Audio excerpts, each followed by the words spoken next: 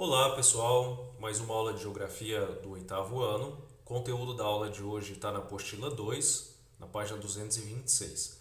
Nós vamos continuar falando da Europa e vamos encerrar esse assunto. Vamos finalizar com o assunto aí da economia rural, da agropecuária europeia, como a gente já vinha falando na aula anterior. Uma, uma breve revisão do que a gente falou na última aula. Na última aula a gente falou da questão da questão da mecanização agrícola europeia, falamos da mão de obra e da ocupação das terras. Na aula de hoje nós vamos conhecer aí as principais produções agropecuárias europeias, vamos falar sobre os subsídios que são dados aos produtores e vamos resolver algum teste. As principais produções e seus produtores. Nós já aprendemos, em aulas anteriores, muito próximas inclusive, sobre a diversidade de solos, do clima e a diversidade cultural europeia. Essas diversidades aí, elas influenciam também na diversidade da produção agrícola do continente europeu. Nós temos aí um grupo de países que são os maiores produtores. Que países são esses? Alemanha, França, Itália, Espanha e Reino Unido. Esses países eles têm um elevado desenvolvimento técnico, um investimento considerável aí em tecnologia no campo. Em 2015, na União Europeia, os produtos produzidos pela agricultura giraram em torno de 528 bilhões de euros. Desse total, três países são responsáveis por 49% desse total, quase metade da produção. Que países são esses? A França, 19% do total, a Alemanha, com 16%, e a Itália, com 14%. Então, as três maiores produções agrícolas europeias são esses três países. Juntos correspondem a quase metade da produção. Vamos fazer uma análise aí da área ocupada e da quantidade produzida. Então, que porção territorial que ocupa essas produções e que quantidade de produtos que são produzidos. Nós vamos ver nos próximos slides. A gente vê aqui a utilização, a mecanização no campo. União Europeia, uso das terras agrícolas. A gente vai observar aqui então a ocupação do espaço, da área ocupada. A gente vê aqui 33% por pastos permanentes, 32,6% com plantação de cereais, 12% pastos plantados, 7% produtos agroindustriais. E assim vocês podem continuar fazendo a leitura aí nesse gráfico que está na página 226. Então são 178 milhões de hectares ocupados aí com terras agrícolas na União Europeia. Uma análise aqui desse gráfico. A gente vê que as pastagens permanentes e as pastagens plantadas, elas são extensas. 33% de pastagens permanentes e os pastos plantados aí 12%. Então dá cerca aí de 45%, quase metade, da área ocupada. O gado leiteiro, ele tem produção de destaque na França e na Alemanha. Os suínos, que são os porcos, na Alemanha e na Espanha. E o Reino Unido se destaca aí na produção de ovinos, ovelhas e carneiros. A gente está falando aqui das pastagens, certo? Vamos falar aí de cada tipo das áreas ocupadas. As áreas que são ocupadas por cereais. Um terço das terras agrícolas. Um terço das terras agrícolas são ocupadas aí por cereais. E eles são destinados para quê? Alimentação. O arroz, por exemplo. Esse tipo de produção traz elevados lucros. Os principais produtos produzidos: trigo, cevada, centeio, arroz e milho. E existem produtos que são temporários, que são produtos aí sazonais, vai depender da estação, É a beterraba açucareira, batata e girassol. A gente vê aqui uma plantação de arroz, em solo europeu. As culturas permanentes. Que tipo de produto que se tem nessas culturas permanentes? A uva, utilizada principalmente para o vinho, as azeitonas, através da qual se obtém o azeite, plantações de cítricos, como por exemplo laranja, limão, e esse tipo de cultura, esse tipo de plantação, as culturas permanentes, elas são mais presentes em áreas de clima mediterrâneo, como por exemplo ao sul, da Itália, boa parte aí do território italiano. As principais produções agropecuárias. Então, a produção agropecuária europeia, ela tem grande sofisticação e diversificação. Isso produz o quê? Elevado lucro. Houve uma grande evolução da agropecuária no continente no final da Segunda Guerra Mundial, né? Então, por volta de 1945, a partir daí, aumentou-se a produção agropecuária no continente. Houve também um aumento da produtividade, isso ocasionou o quê? Custo menor dos alimentos, redução do volume de importações, né? Então precisou-se importar menos de outros países, né? De outras regiões do mundo, certo? E a ampliação das exportações. Então, já que houve um aumento da produtividade, começou a abastecer o mercado interno desses países, né? E conseguiu inclusive exportar, né, para outras regiões do mundo. Principalmente quais produtos? Centeio, azeite, vinho e queijo. Os dois principais produtores, eles concentram pelo menos um terço da produção, ou até mais da metade de cada produto. A gente vai ver isso nesse gráfico aqui, olhem só. Olha só, suínos, total de produção na União Europeia, 149 milhões de cabeça.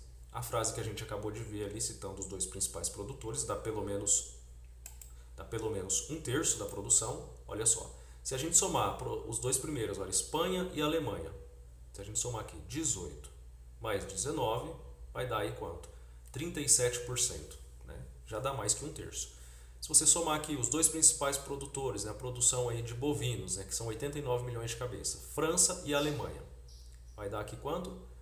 35%, mais que um terço também, certo? Então, se você observa, olha só os caprinos, dá mais da metade se somar a produção da Grécia e da Espanha, 56% da produção da União Europeia, certo?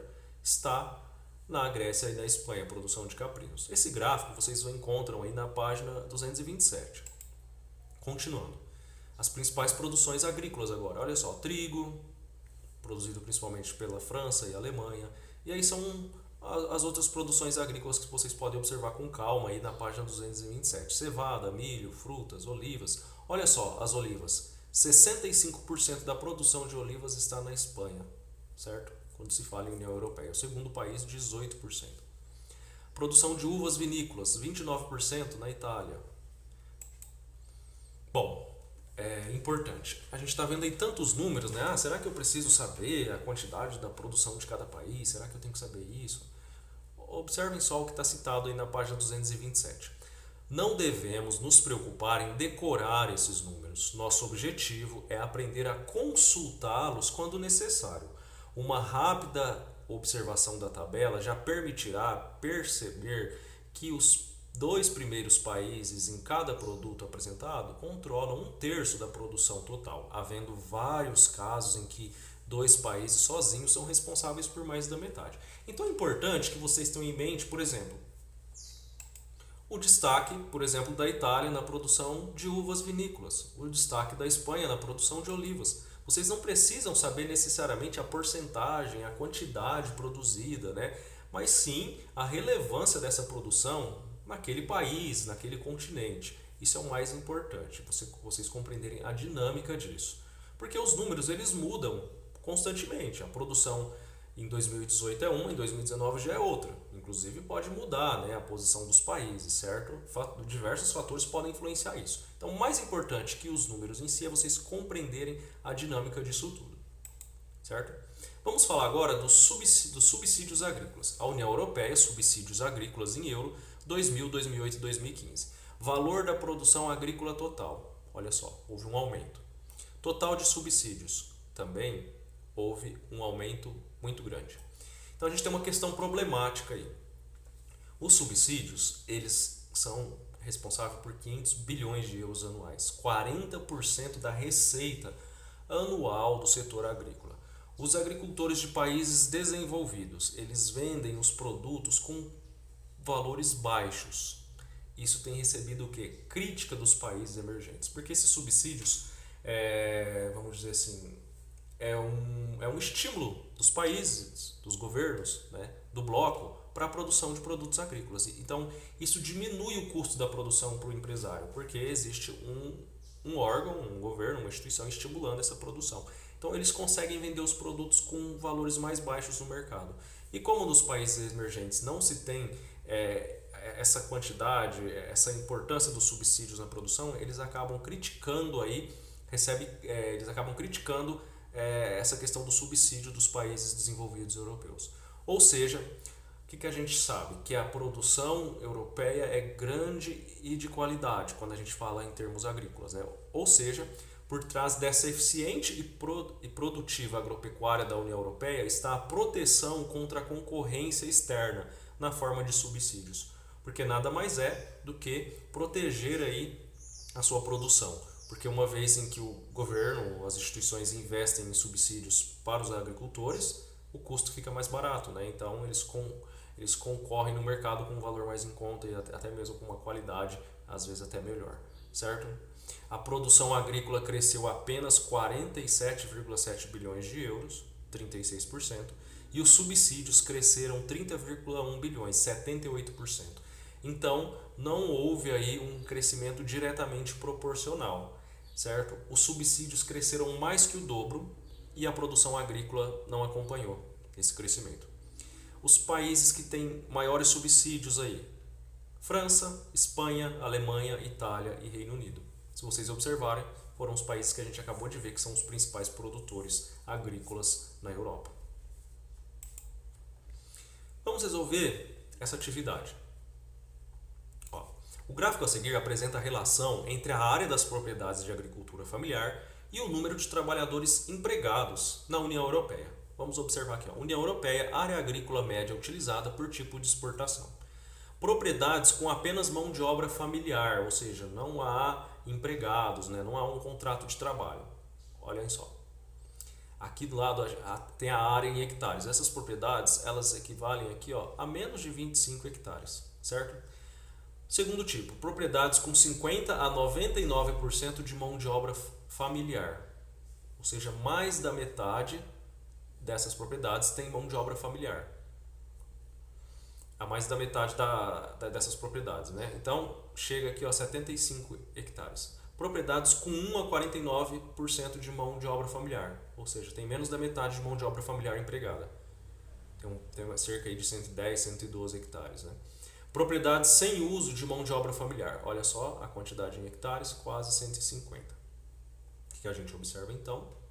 Que as propriedades sem uso de mão de obra familiar, ou seja, com contrato de trabalho com empregadores, elas ocupam maiores áreas. Com base no gráfico acima, é possível afirmar que quanto maior a propriedade, mais se faz uso de mão de obra fora do âmbito familiar, provavelmente contratada ou terceirizada. Será que é isso que a gente acabou de ver? B. As propriedades que não utilizam mão de obra familiar são pouco produtivas, pois não se valem de recursos tecnológicos como a mecanização. Será que está certo? O que vocês acham? C. Quanto menor a propriedade, mais se faz uso de mão de obra fora do âmbito familiar, provavelmente contratada ou terceirizada. Será que é isso mesmo? Quanto menor a propriedade, né, olha só, a área dela é pequena, né? Quanto menor a propriedade, mais se faz uso de mão de obra fora do âmbito familiar?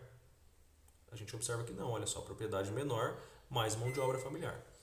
As pequenas propriedades são muito pobres e apresentam baixa produtividade, o que impede as famílias de contratarem mão de obra assalariada. Vocês acham que essa alternativa está correta? Bom, é com base na análise desse gráfico. Então aqui tem uma relação direta, né, com o tamanho da propriedade, né, e o tipo de mão de obra contratada. É isso que vocês vão observar na hora de responderem aqui. Quanto maior a propriedade, menor a mão de obra familiar, é essa relação. Pessoal, o conteúdo da aula de hoje é este, espero que vocês tenham compreendido. Qualquer dúvida vocês podem direcionar aos tutores do grupo de vocês, que eles poderão auxiliá-los. Se não, eles direcionarão uma mensagem até a mim e eu estarei pronto para auxiliar vocês na dúvida. Nas próximas aulas nós vamos utilizar a apostila já do terceiro bimestre, o caderno 3, do 8º ano, obviamente. Quem ainda não está de posse do caderno, compareça à escola para pegar o caderno, para pegar a apostila 3. Nós vamos iniciar o módulo 9, nós vamos falar na próxima aula sobre a economia industrial na Europa, certo? E no caderno 3 nós vamos ter o módulo 9, 10, 11 e 12. Nós vamos falar da Europa ainda no próximo módulo, que é o módulo 9, E depois, nos módulos seguintes, nós vamos começar a falar da América anglo-saxônica, né? Os aspectos naturais, a população dos Estados Unidos e as atividades agrícolas dos Estados Unidos. Então vai mudar um pouquinho aí, né, o objeto de estudo nosso. Então é isso, até a próxima aula, bons estudos!